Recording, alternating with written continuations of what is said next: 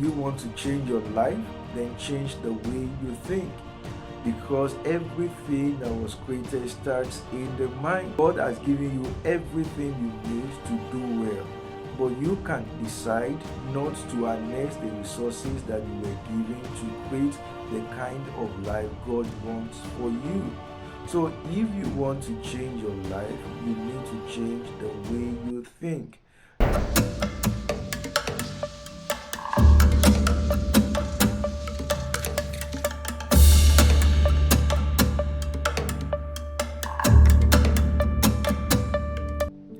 Hello, thanks for joining me once again. As you know that I started a series on excellence, and in our last discussion we looked at the topic, the two creation. We are going to take our discussion in that light a step further.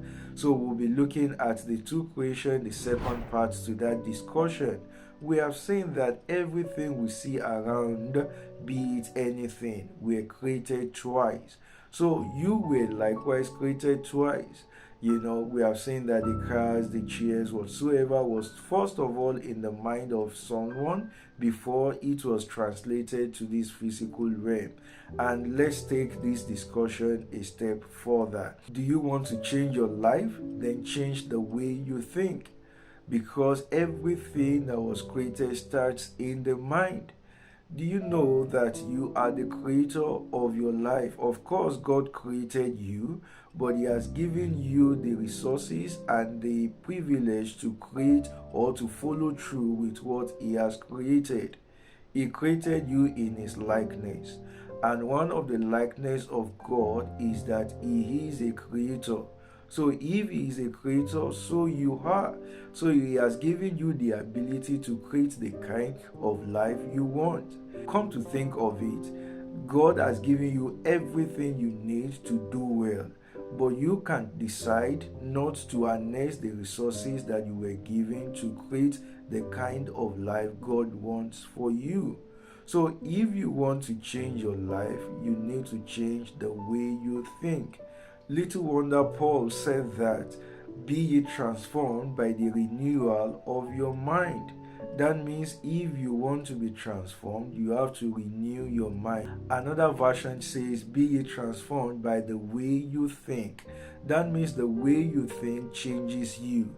Now, the word that was translated transformed in that particular verse was from the Greek word metamorpho, and that is where the English word metamorphosis came into being. And of course, complete metamorphosis, a good example is that of a butterfly. You wouldn't know that it was a caterpillar that was changed to a butterfly if you were not told. Can you say the two are not the same? That is what happens when you change the way you think. When you change the way you think, you change to something different entirely. And it takes someone that knows you before to be able to judge that you are still the person, but in a way you have changed. So if you want to actually create anything, you need to engage your thought system, and this is very important. And that is why I say that you need to get pregnant with ideas. By the time you give yourself to the right thought, you are conceiving an idea. And that means that you are pregnant with that particular idea.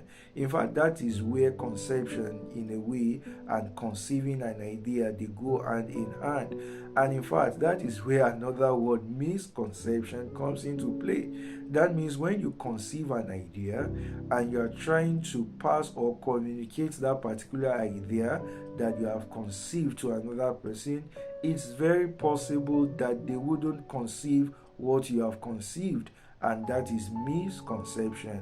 And we have seen this severally on the pages of history.